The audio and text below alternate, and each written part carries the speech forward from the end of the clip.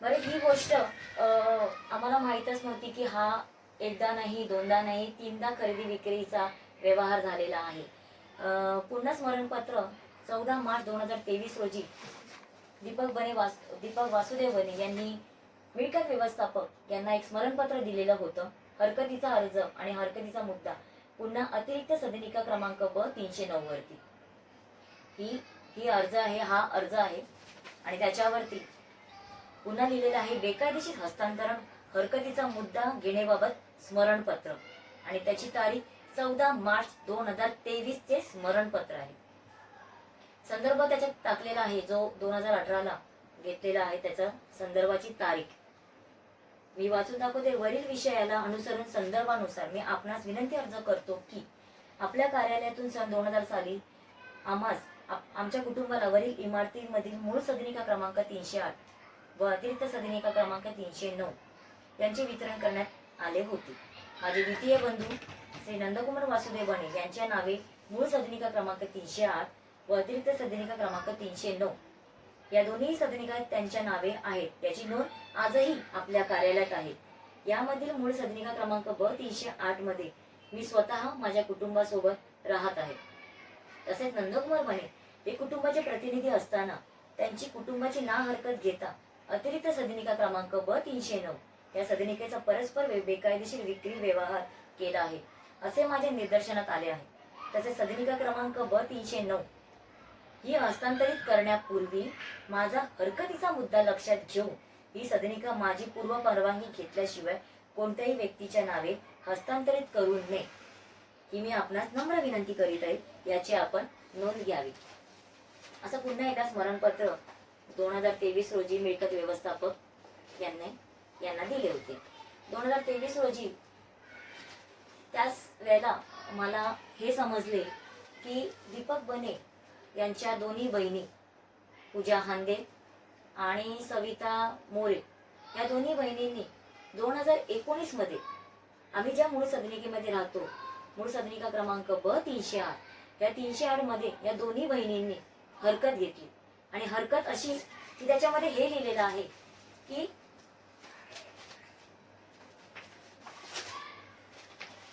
हे बघा,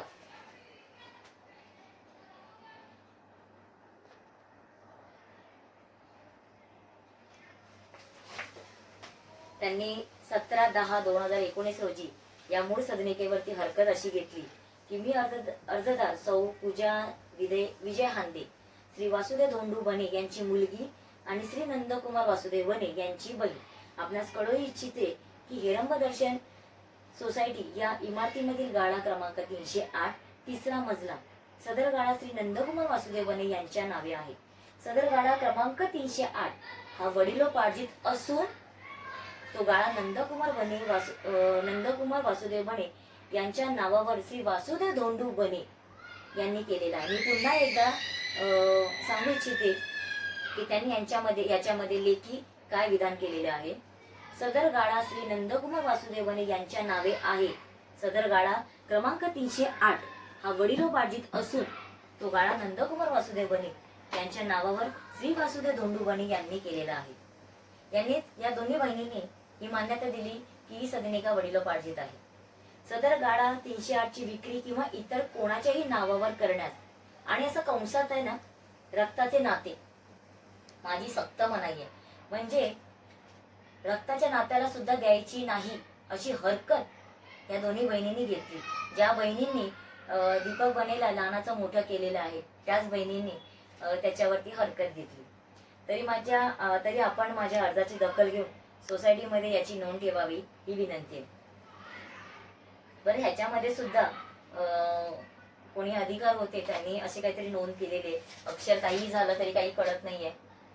सदर गाळा हस्तांतरण करण्यासाठी किंवा काही असं लिहिलेलं आहे, हरकत आहे, याची नोंद घ्यावी. कदाचित असंच लिहिलेलं असावं. या दोघींच्या या अर्ज मिळकत व्यवस्थापक आणि सोसायटीमध्ये आहे.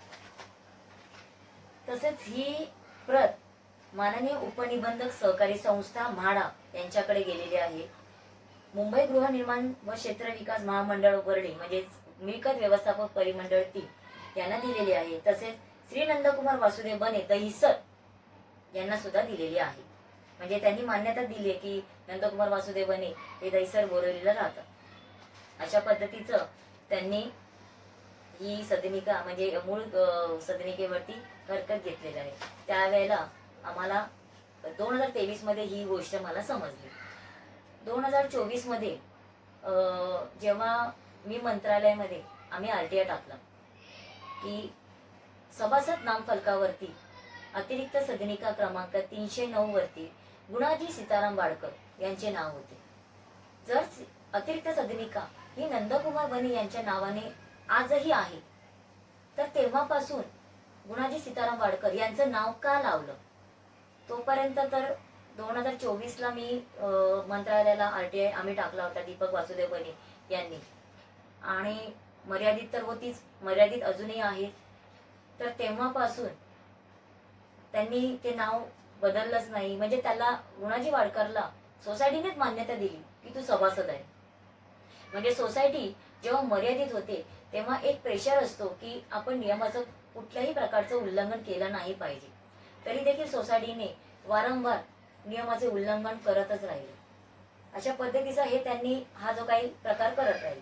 ज्या वेळेला आम्हाला हेच समजलं की अजूनही मिळकत व्यवस्थापक मध्ये घर नंदकुमार बने यांच्या नावाने आहे, तर मग खाली सभासद नाम फलकावरती गुणाजी वाडकर यांचं नाव का आहे, त्याबाबत आम्ही मंत्रालय इकडे गृहनिर्माण विभाग सचिव यांच्याकडे आम्ही RTI टाकला. तो RTI गेला बँड्राला म्हाडामध्ये. तो फिरत फिरत फिरत गेला वरळी मिळकत व्यवस्थापक परिमंडळ 3 वरळी इथे गेला. आणि त्याची माहिती घेण्यासाठी जेव्हा मी त्या मिळकत व्यवस्थापक वरळी इथे गेली, त्यावेळेला माझ्या हातात खरी फाईल ठेवली. अजून एक गोष्ट नमूद करायची माझ्याकडून मी राहिली. 2023 मध्ये मी दोन्ही सदनिकेचे कागदपत्र मिळण्यासाठी RTI टाकला होता. आधीच माझ्याकडे जुने कागदपत्र जे ओरिजिनल कागदपत्र आपण म्हणतो त्याची संपूर्ण कागदपत्रे आमच्याकडे आहेत. कारण वासुदेव धोंडू बने हेच मालक म्हणजे वडिलोपार्जित असल्यामुळे कागदपत्र आणि मूळ सदनिका असल्यामुळे ते कागदपत्र आमच्याकडे होतेच. तरी सुद्धा असं कुठेतरी एक अंदाज असा झाला की काही गडबड होऊ शकते, म्हणून आम्ही एक RTI टाकला की 2023ला की आम्हाला दोन्ही सदनिकेचे कागदपत्र पाहिजे. तर त्यांनी जी काही नियमाने मूळ गाडा नंदकुमार बनेच्या नावाने आहे त्याचं पत्रक सुद्धा काढलं होतं, पण ते पत्रक आमच्याकडे आलंच नाही. 2023ला पोस्टाने आलं नाही आणि मला त्याची माहिती मिळाली नाही. म्हणून मी ती माहितीसाठी मला पुढील माहिती मिळण्यासाठी मी परिमंडळ 3 वरळी इथे गेली होती. त्यावेळेला दीपक फोडकर म्हणून एक अधिकारी होते. तर त्या दीपक फोडकर यांनी मला सांगितलं की नियमाने तसंच आहे की नंदकुमार बनेला पत्र पाठवणार, पण मी तेच म्हणाले की मला पोस्टाने मिळालेलं नाही. एक 5 दिवसाचा कालावधी असतो. 5 दिवसामध्ये जर मूळ मालकाचं काही उत्तर आलं नाही तर संबंधित ज्यांनी RTI दाखल केलेला आहे त्याला ती माहिती मिळू शकते. आणि तसं त्या पद्धतीने मला संपूर्ण माहिती मिळाली. तर त्यावेळेला दीपक फोडकर जे अधिकारी होते मिळकत व्यवस्थापक यांच्या वरळीला जे अधिकारी होते त्यांनी मला अशी माहिती दिली की दोन्हीही सदनिका, मूळ सदनिका आणि अतिरिक्त सदनिका, ही दोन्ही सदनिका एकाच व्यक्तीच्या नावाने आहे. म्हणजे मूळ मालक नंदकुमार बने आहे, तर नस्ती सुद्धा एकच आहे. फक्त त्या नस्तीमध्ये 3 कागदपत्र 309चे अतिरिक्त सदनिका 309 बाबतचे आहे आणि तसे कागदपत्र मी घेतले. त्यानंतर जेव्हा 2024ला मी तो RTI टाकला, जसं मी मगाशी म्हणाली की सभासद नाम फलकावरती गुणाजी वाडकरचं नाव का आलं, तर ती माहिती मला जेव्हा माझ्याकडे दीपक फोडकर यांनी ओरिजिनल फाईल माझ्या हातात दिली, ती बघून म्हणजे मी गोंधळली की 2023 मध्ये दीपक फोडकर यांनी मला माहिती दिली की 309 चे कागदपत्र फक्त 3च आहेत, प्रति 3 आहेत. म्हणजे मी फक्त 6 रुपये देणं केलं आणि 308 चे काहीतरी एक 60च्या आसपास पेपर्स मिळाले, कागदपत्र मिळाले, त्याचं मी ते देणं केलं. दोन्हीही कागदपत्र मला मिळाले, म्हणजे 308 आणि 309. तसे मी ते 2023ला जेवढे त्याची जी काही पावती बनवली होती तेवढे मी ते पावती बँड्रा इथे दुसऱ्या माळ्यावरती देणं केलं आणि ते कागदपत्र मी मिळवली.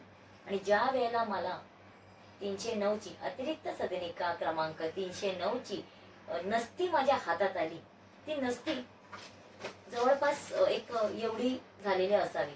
तर ते कागदपत्र मी त्यावेळेला घेतल्यानंतर मी ते कागदपत्र बघितले आणि त्या कागदपत्रे बघून मला कळलंच नाही की 2018ला ज्या सदनिकेवरती दीपक बने यांची हरकत आहे, अतिरिक्त सदनिका क्रमांक B309, या सदनिकेवरती दीपक बने यांची हरकत असताना 2018 मध्ये ताबडतोब 4 महिन्यात नंदकुमार वासुदेव बने यांनी बक्षीस पत्राद्वारे खोटं नातं दाखवलंय. गुणाजी वाडकरला भावाचं नातं दाखवून सदनिका नोंदणीकृत कागदपत्र बनवले हस्तांतरित करण्यासाठी.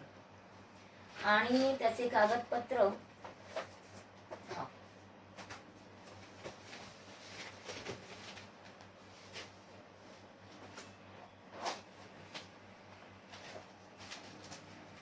हे सगळे कागदपत्र 2018चे आहेत. हे बघा, ह्याच्यामध्ये स्टॅम्प सुद्धा आहे 2018चा, जे नोंदणीकृत कागदपत्र केले.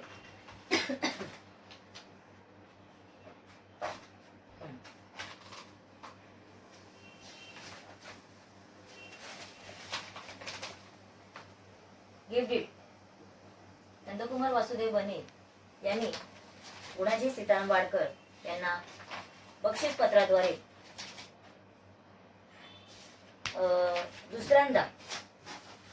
दुसऱ्यांदा खरेदी विक्रीचा व्यवहार बेकायदेशीर केलेला आहे. जर आधीच 2002ला पहिला खरेदी विक्रीचा बेकायदेशीर व्यवहार झालेला असताना आणि नियमाचं उल्लंघन करून ती खरेदी विक्री केली, त्यानंतर जेव्हा त्यांना समजलं की दीपक बने यांनी 309 वरती हरकत घेतली, त्यांनी ताबडतोब आतल्या आतच या सगळ्या गोष्टी करून घेतल्या.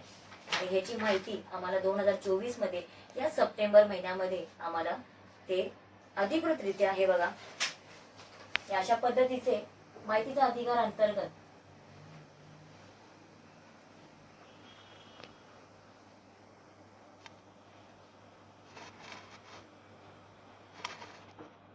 अशा पद्धतीचे पेपर कागदपत्र मला मिळालेले आहेत आणि हे काही फ्रॉड केलेले नाहीयेत.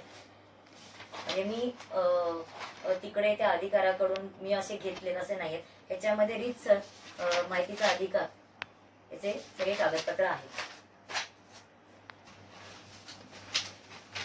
हा तो कागदपत्र आहे, त्याच्यामध्ये कझन ब्रदरचा नोंद केलेली आहे आणि ह्याच्यामध्ये सुद्धा बघा, यांनी सही देखील केलेली आहे.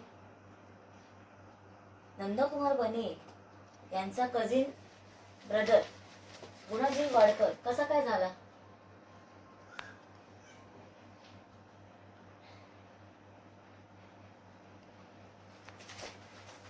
I say that due to love and affection toward my cousin brother Mr. Gunaji Sitaram Wadkar.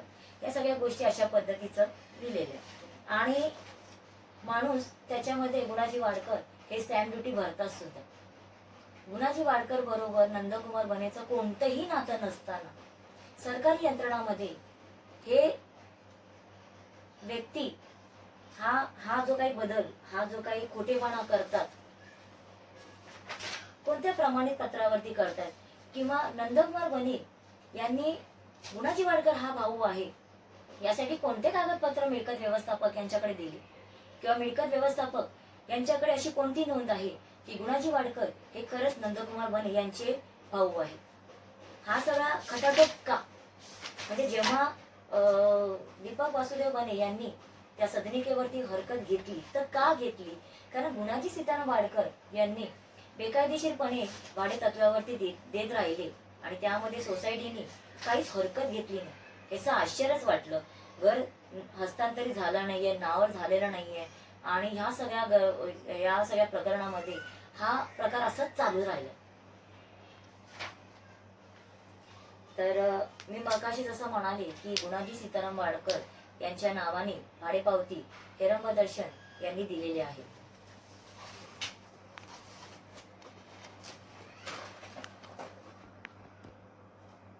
ही गुणाजी सीताराम वाडकर यांच्या नावाची भाडेपावती, ज्या माणसाच्या नावाने सदनिका हस्तांतरण झालीच नसताना ही सोसायटी तेव्हा नियोजित होती, बरं, यामध्ये सहकारी शब्द वापरलेला आहे.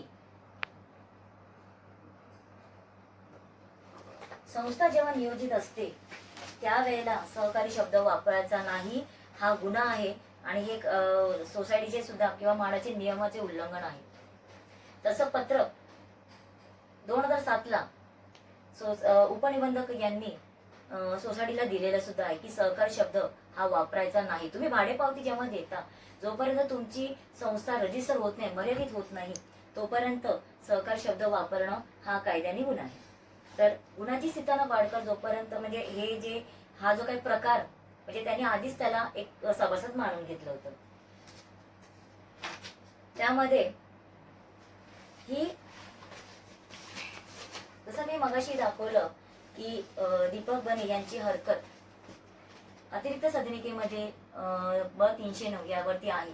तरी देखील हरकत असताना सोसायटीच्या अध्यक्ष सुनील वराडी यांनी फक्त स्वतःची सही करून गुणाजी वाडकर यांना ही एनओसी दिलेली आहे.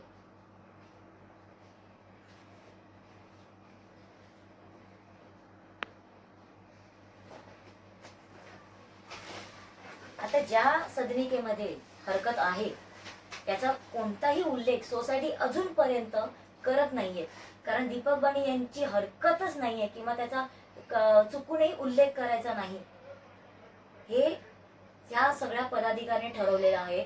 आणि तरी देखील यांनी सोसायटीचे नियम तोडून बेकायदेशीरपणे सुनील वराडी यांनी स्वतःच्या सहीने ही गुणाजी वाडकर याला ना हरकत प्रमाणपत्र दिलेलं आहे मिळकत व्यवस्थापक यांच्या नावाने.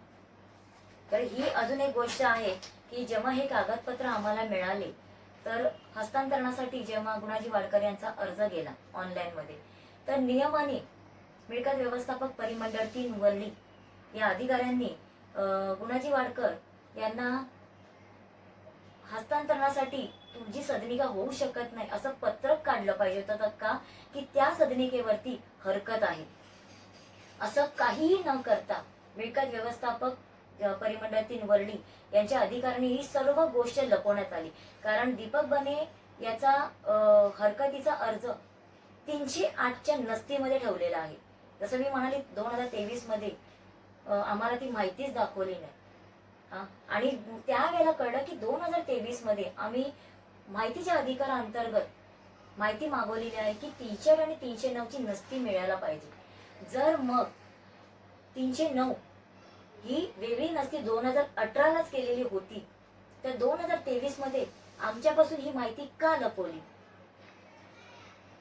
म्हणजे ज्या वेळेला 2023 मध्ये मला फक्त 309चे 3 कागदपत्र मिळाले आणि तेव्हा त्यानंतर 2024 मध्ये मला 125 कागदपत्र मिळाले.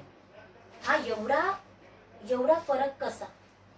2018 मध्ये हे सर्व कागदपत्र त्या 309च्या नस्तीमध्ये मला मिळाले. हा सरकारी यंत्रणामध्ये एवढा गैरव्यवहार चाललेला असतो, गैरप्रकार चाललेला असतो आणि स्वतः सरकारी अधिकारी ज्यांचं नाव आहे प्रशांत ब्रह्मवाले यांना आम्ही स्वतः जाऊन विचारलं की हे आमची हरकत असताना हा काय प्रकार केलेला आहे. नियमाने मी जसं म्हणाली की अर्जदाराने हस्तांतरित करण्यासाठी जेव्हा जो अर्ज करतो तेव्हा त्या सदनिकेवरती हरकत आहे तर त्या अधिकारी संबंधित अधिकाऱ्यांनी पहिलं पत्रक काढलं पाहिजे होतं गुणाजी सीताराम वाडकरच्या नावाने की सदनिकेवरती हरकत आहे. पण त्यांनी कोणीही असं दाखवलेलं नाहीये, कारण आतल्या आत सरकारी अधिकारी, सोसायटीचे पदाधिकारी आणि नंदकुमार बने गुणाजी वाडकर या सर्व मिळून हा सगळा आतल्यात होतंय, चालतंय, मालमत्ता होते, काही होत नाही आणि कोणी विचारत नाही अशा पद्धतीचं हे सर्व कागदपत्र करून घेतलेलं आहे. तसं त्यावेळेला हे देखील दिसलं की त्रुटी निघाल्या, मिळकत व्यवस्थापक यांच्याकडे काही त्रुटी निघाल्या आणि त्या त्रुटीनुसार गुणाजी वाडकर यांनी भाडेपावती सादर नाही केली. अजून सोसायटीचा एनओसी ना हरकत प्रमाणपत्र सादर केलं नाही. जसं मी आत्ताच दाखवलं की सोसायटीची ना हरकत प्रमाणपत्र दिलेले पण ती बॅक डेटेड दिलेली. गाळा तपासणी सुद्धा त्यावेळेला झाली. म्हणजे हे कागदपत्र एवढे गैरप्रकारचे बनवलेले आहेत एकदा तिथे हस्तांतरण झालं ना की कोणीही काही वाकडं करत नाही, अशा पद्धतीचं ते सगळं केलेल्या गोष्टी आहेत. पण त्रुटी निघाल्यामुळे ती रिवर्ट झाली. म्हणजे रिवर्ट झाली म्हणजे ती नंदकुमार वनेच्या नावाने त्यावेळेला तशीच राहिली. ज्यावेळेला आम्हाला समजलं, आम्ही पटापट तक्रार अर्ज सादर केले. सप्टेंबर महिन्यापासून ते आतापर्यंत मिळकत व्यवस्थापक, उपमुख्य अधिकारी पुगा,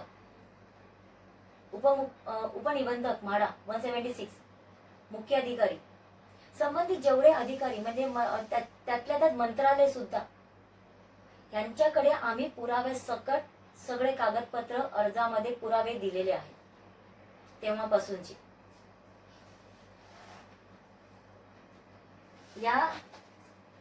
ही संपूर्ण फाईल ओरिजिनल आहे. हे आमचे कागदपत्र ओरिजिनल. हा तर आत्ताचा आरटीआय मधून कागदपत्र मिळालं. हे उपमुख्य अधिकारी यांच्याकडे पुरावे सकट हे जे कागदपत्र, आणि हे ओरिजिनल आहेत. ओरिजिनल यांचे दरवेळेला आमच्याकडे सीसी जे काय असेल आमच्या नावाने हे असे पोस्टाने येतात. वर्ली मुख्य अधिकारी. आणि ही फक्त आरटीआयची फाईल आहे. आम्ही फक्त आरटीआय याच्यामध्ये ठेवतो. क्रॉस करावं लागतं, क्रॉस चेक करावं लागतं, टॅली होत नाही काही गोष्टी, तेव्हा आम्हाला ही आरटीआयची फाईल वेगळी करावी लागली. हे संपूर्ण आमचे ओरिजिनल कागदपत्र आहे.